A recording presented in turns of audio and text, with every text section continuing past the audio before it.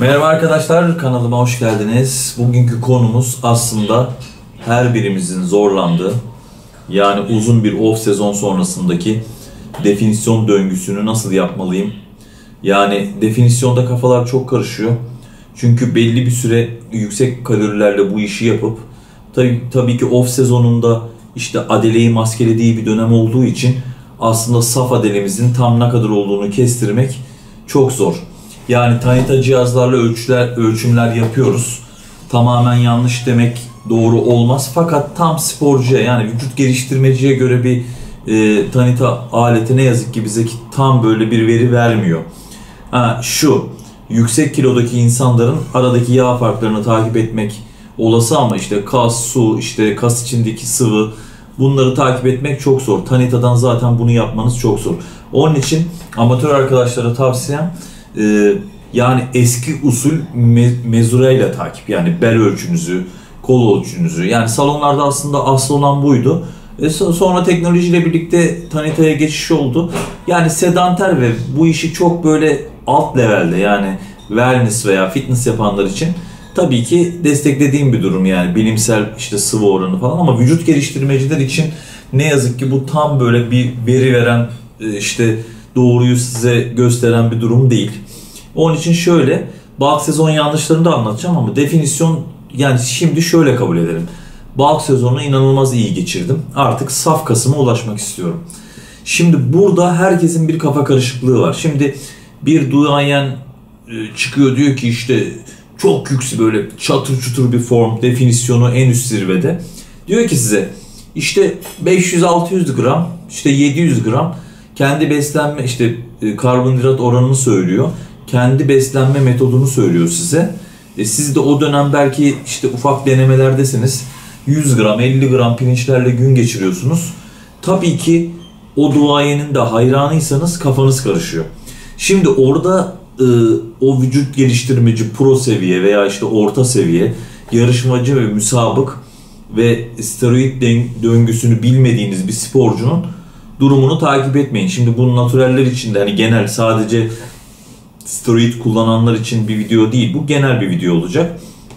Ufak tefek hani steroid farkları, işte anabolik farklarla işte natural farkları da anlatacağım ama durum bu. Oradan etkileniyorsunuz. Belki planınız doğruyken yanlışa doğru sürüklenebiliyorsunuz. Low carb yaparken işte veya ketojenik diyet yaparken birden hayal kırıklığına uğruyorsunuz ve tekrar o döngüyü bozuyorsunuz.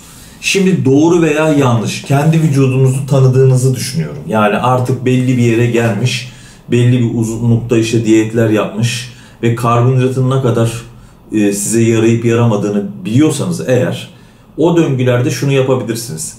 Bakın, kesinlikle ve kesinlikle diyetler 20-24 hafta uzunluğunda olması lazım. Şimdi o 24 haftanın 12 haftası soft, yani artık hani şöyle diyebilirim size, mide kaslarınızın artık yağ oranı düştükçe ufak ufak belirginleşmeye başladığı döneme getirmelisiniz. Artık yani sizin son 12 haftada kaslarınız ufak tefek, su oranı yüksek bile olsa belirginleşmiş olması gerekiyor. Bu döngüde zaten 24 haftaya böldüğümüzü düşünün. Yani bunu uzatabilirsiniz ama ben şöyle 24 hafta üzerinden anlatayım ki kafanız karışmasın. 12 haftada belli bir karbonhidrat dengesiyle gittiniz. Belli bir yere getirdiniz. Yani diyet kısmına aslında işte yağ oranlarınızı %15'lere kadar getirdiğinizi düşünelim ki gerçek diyete orada başlarsanız kas kaybını az yaşarsınız. Kas kayıpları şöyle yaşanır. Tabii ki biz su ve yağ kaybederken kasın içindeki suyu doğru yerlerde tutmak istiyoruz. İşte o kasın içinden sıvı kaçınca fibriller düz görünür, cansız görünür. Yağ oranınız %5'e 6'ya bile indiğinizde sulu gözükmesinin nedeni şudur. Yani yağ oranının çok aşağı inmesi demek şu demek değil, çok formlusunuz demek değil. Yani müsabık veya plaj ne olursa olsun, şöyle söyleyeyim, ciddi bir adeleyle %6'lara, 5'lere, hatta 3'lere inerseniz inanılmaz sert ve yani inanılmaz detaylı, damar damar olursunuz. Ama fakat yanlış bir döngüyle iyi kötü açlık demek zaten kalori açığı yaparak aşağılara düşürebilirsiniz. Yani bizim amacımız aslında definisyon denen şey zayıflamak değil. Biz diyet yapıyoruz, perhiz yapmıyoruz. Tabii ki kaloriler çok düşük olmayacak. Ama kalorilerin nereden geldiğini hesaplamak lazım. Mesela mantık olarak size şunu söyleyebilirim. Yani sadece karbonhidratın kalorisini hesaplamayacaksınız. Protein kalorisini de hesaplayacaksınız. Sizin vücudunuzun döndürdüğü spor, işte kardiyo durumlarınızı. Yani bir de şu unutmayın, definisyon döneminde panik yok. Panik neden olur? Bir hedef var önünüzde, bir tarih var. Siz 5 hafta kalmış bir mucize bekliyorsunuz. 4 hafta kalmış. Bizim sporda mucize olmaz. Plan program olur ve hani antrenman sayılarınız, yıllar bilmem ne bir sürü kıstas var. Bunları zaten artık benim anlatmama gerek yok. Genç kardeşlerim bile bunun aslında adelenin eskimesi, işte kas hafızası, onun dışında beslenme, dinlenme, böyle ufak tefek detayları artık hiçbirinizin kanalımı ziyaret edenlerin çok da amatör olmadığını düşünüyorum. Birçoğunun bilgisi çok ileride. Şimdi ufak ufak planlamalara geçelim. Şimdi karbonhidrat alımında şimdi sizin genel bir beslenmeniz zaten baltta var. Panik yapmadan artık o 12 ilk periyottaki 12 haftada beslenmeyi temizlemeye başlayabiliriz. Temizlik de şu. Yani belli bir süre cheat bile yapmayabilirsiniz. Yani cheat'i bile temiz yaparsınız. Yani artık işte o daha forma girmeden yanlış yapılan cheat'ler var zaten. O cheat day zaten tamamen böyle saçma sapan bir hal aldı. Formla doğru orantılı olan bir şey olduğunu herkes atlıyor.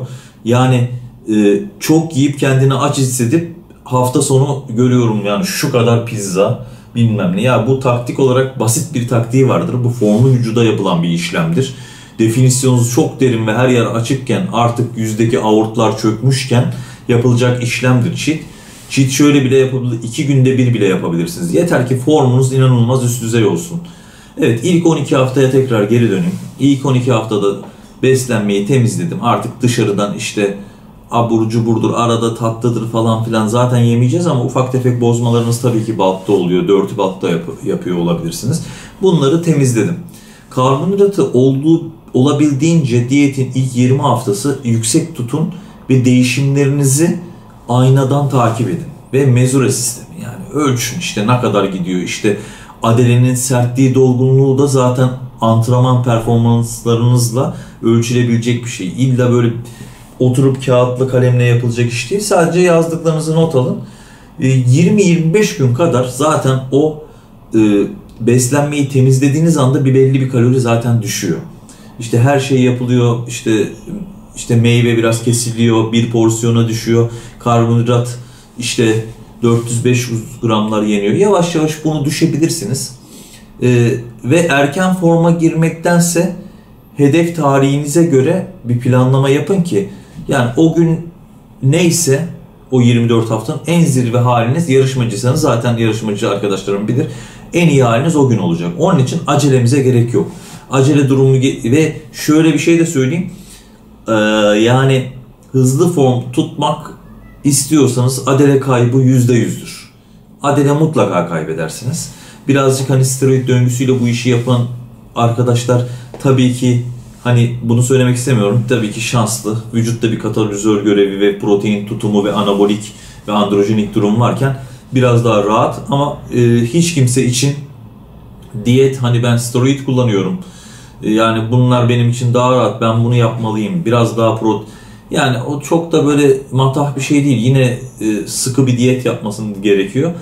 Belli dönemlerde biraz proteini tabii ki ilacın çalışmasıyla birlikte arttırabilirsiniz. Aradaki fark aslında naturalle işte steroidde çok büyük bir fark yok. Emek aynı emek. Sert diyetler yapılmalı.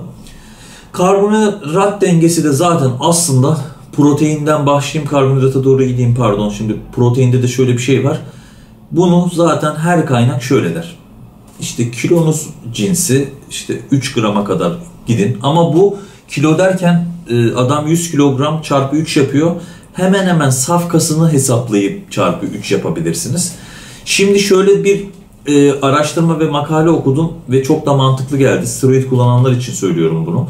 Yani proteini aşırı yüksek çıkıp işte üre işte bir sürü şeyle oynamak yerine 1.8'de tutup test yapmışlar. Aslında böyle dağlar kadar bir fark olmamış. Neredeyse 1.8 ile 2 arasındaki protein bile gelişim ve yani o zirveyi yakalamış. Yani aslında oradan da kalori geldiğini düşünüyorsak yani çok da böyle abartı protein alımlarına hiç gerek yok.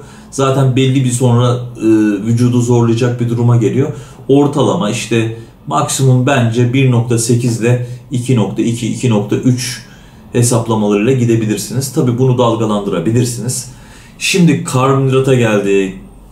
Aslında çok acayip bir paradoks var ortada. Hem karbonhidrat yemek istiyorsunuz hem kilo vermek istiyorsunuz. Şimdi karbonhidratlı diyetlerde ne yazık ki yağ yakmak, hem karbonhidrat alayım hem yağ yakayım birlikte çok zor. Şimdi bu zorluk işte bizi kardiyoya itiyor. Zaten off sezonda da belli dengeli kardiyolar yapın. Kardiyo küçültür diye bir şey var. Dengeli kardiyolarda hiçbir sıkıntı yok.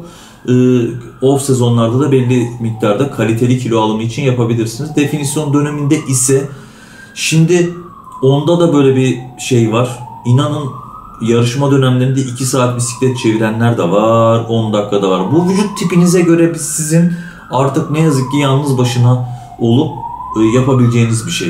Ama bunu yine aynı ve mutlaka kardiyo sabah aç karnına yapın. Mesela 20 dakika bisiklet olabilir, 20 dakika hit kardiyo olabilir veya işte orta tempoyu tercih ediyorum ben 30 dakika gibi. Aç karnına sabah erken yapmayı tercih ediyorum. Antrenman sonundaki de kardiyo yağ yakımına faydalıdır. Akşam yapılan kardiyonun aslında yağ yakımıyla çok da tam doğru orantılı değildir. Orada amaç glikojeni tamamen boşalıp aç yatıp growth hormonunu salgılatmaktır. Gece ben sabah kardiyoyu kaçırdım, gece yapayımın mantığı yok. Ne yaptığınızı bilmeniz için bunu da size söyleyeyim. Şimdi ben işte pirinç yiyerek, bulgur yiyerek, makarna yiyerek işte bunu yapamıyorum. O zaman işte olmuyor falan. Şimdi dediğim gibi yüksek bir karbonhidrattan başlayın, 20-25 gün aynı gidin. Bakın panik yapmazsanız şu mantığı da size anlatayım.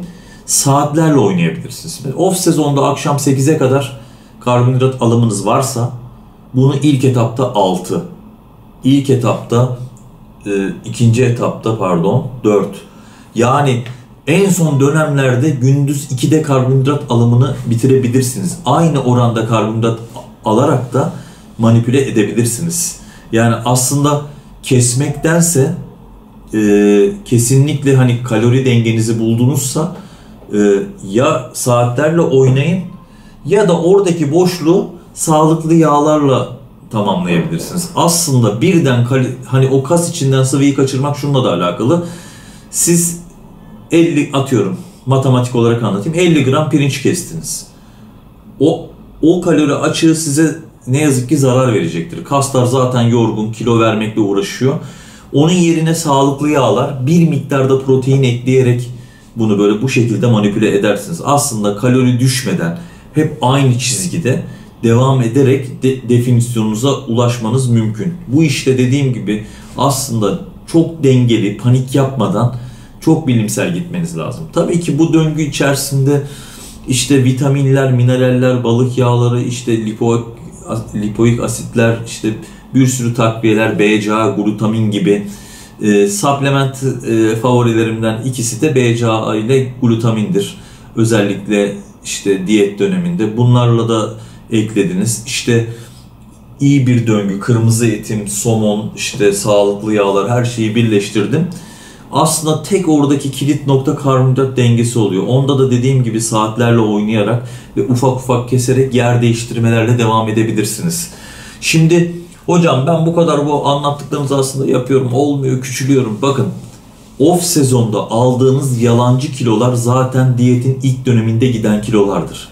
Orada işte kasınızın içinde, fibrillerin içinde doğru yerde su olmadığı için işte veya dirty bulk yaptığınız olabilir yani. Ama bunlara hazırlıklı olun. Aslında her şey doğru ise kas küçülmez. Saf kasınız neyse ona küçülürsünüz her şey doğru ise. Ben küçüldüm işte psikolojik bilmem ne. Bir de inanın gerçekten psikolojik etkileri bu işte çok önemli. Yani vücudunuzu böyle soğukkanlı ve diyeti böyle daha relax yapan insanlar gereğini yapınca ve antrenman sistemleri de çok doğruysa başarıya ulaşıyor. Yani bizim işteki panik, işte bu olmadı bu. Hele böyle programları çorba yapmak kesinlikle ve kesinlikle başarısızlıkla sona erecektir. Definisyon dönemlerinde şimdi aslında şöyle bir matematik var.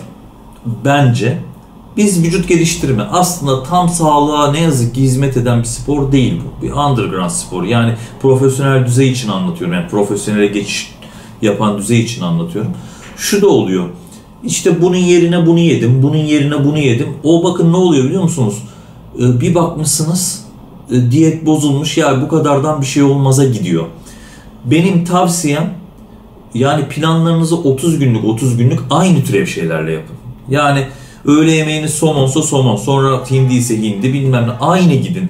Bu çok disiplin isteyen bir şeydir. Yani bu disiplinden çıkarsınız. Onun için siz işte her şeyin makrosunu, işte matematiğini bilseniz bile ne yazık ki bu tek düzen her zaman, yani her şey hazırlanmış, sizi disiplinden çıkarmayacak şeylerle devam edin. Nice Avrupa şampiyonları, işte dünya şampiyonları görürsünüz, adam pirinci yanında tavuğu, işte kırmızı eti ne yiyecekse, salatası, maydanozu, brokolisi, bitti. Nokta. Zevksiz bir yaşam vardır bunda ama siz zaten bu işe aitseniz bu size zevk verecektir. Yani bu işe ait değilseniz, bu döngüler sizi çok sıkıyorsa, bu da size bir tavsiye olsun. Zaten rolanti bu sporu yapın. Herkesin işte six pack'i, işte damar vücudu falan tutkuyla alakalı bir durum. Yani hani çok da böyle her şey sağlıklı olsun, işte bizde şöyle bir şey yok yani. Sabah bir kaşık bal aldım, işte yok işte diyabetik reçel aldım, işte kalorisiz yağlar var Amerika'da falan, yani gerek yok yani. Onların hepsinde biraz katkı maddesi var.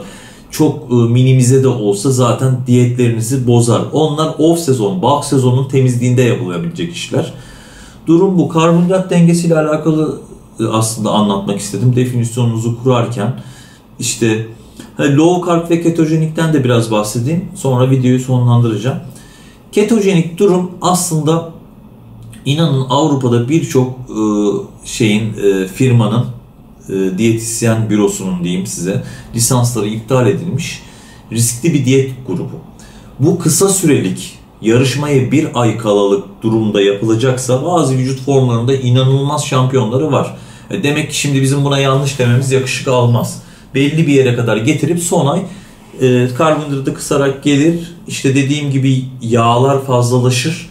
Tabii ketojenik yapanlarda da o kaloriler farkı karbonhidrat yerine yağdan almaya başlarlar. Yani protein ve yağdan. Fakat tabii ki ketojenikte de fazla protein almak, yani o ayarı kaçırırsanız zaten yağ ve karbonhidrata dönüşüyor. Yine aslında aynı şey kalori fazlalığı olduğu için olmuyor. Onu da çok dengeli bir profesyonelle yapmanız gerekiyor. Karşı değilim fakat bence uzun bir dönemde diyeti yapıp az karbonhidratla bu işi yapmak daha mantıklı ve en başta videonun başında dediğim duayen arkadaşlarımızın, abilerimizin söylediği, işte ben 700 gram pirinç yiyorum. O şöyle, bakın her seneki karbonhidrat çevirme, tolere etme oranınız artacak. Geçen seneyle bir sonraki sene kas oranınız aynı olmadığı için bir sene sonraki diyetinizde biraz daha fazla karbonhidratla deneyin. Şimdi bunu anlatan arkadaşlar 20 senelik olduğu için, yani bizim gibi eski şeylerde, eski bu işi yapanlarda manipüle denemek daha kolay. Hatadan dönmek daha kolay. Onun için kas oranı arttığı için geçen sene basit anlatayım. 300 gram pirinç yiyorsanız bir sene sonra 500'e çıkabilir. Onun için o pro düzeye gelmiş arkadaş 700 gram yediğinde de vücudu bunu döndürebilecek bir makineye dönüşmüş olur. Yani oradaki işte soru işaretinde öyle cevaplayayım size. Aradaki fark bu. Yani 700 gram yiyenle 100 gram yedi, yani çok büyük, bunlar yani çok matah şeyler değil. Az yiyen de kendi makrosunu, her şeyini hesapladıysa olabilir. İşte şu nokta çok, bakın tekrarlıyorum onu. Geçen seneki karbonhidrat dengenizle iyi bir bulk sezon geçirdiyseniz kilo arttı, kas arttı, saf kas arttı. Yani mesela bir 100 gram daha üzerine koyun deneyin. Bakın formda kalacaksınız. Bu da sonunda zaten yüksek karbonhidratla vücut yapabilen bir yetenek, makine haline dönüşüyorsunuz. Buradaki de işte vücut geliştirmede hepsi, bütün yarışma, plaj her sene ayrı projedir. Ufak ufak modifiye edilir. Aradaki farklar budur. İnşallah bu anlattıklarım sizi aydınlatır. Hani dilim döndüğünce anlattım. Böyle definisyon videoları, işte formüller, işte böyle yapılacak videolar çekeceğiz. Hani şimdi kanalımıza böyle siber saldırılar başladı. Steroid anlatıyoruz. Yani işimiz sadece steroid değil. Bu çok böyle yönlü bir spor. Tabii antrenman, işte teknikler, işte sodyum manipülasyonları, işte bir sürü. Yani Allah'a şükür bilgi doluyuz. Saldıranlar da sadece bizim kanala prim yaptırıyor. Sağ olsunlar, devam etsinler. Kendinize iyi bakın. Kanalımıza abone olmayı unutmayın. Sizleri seviyorum.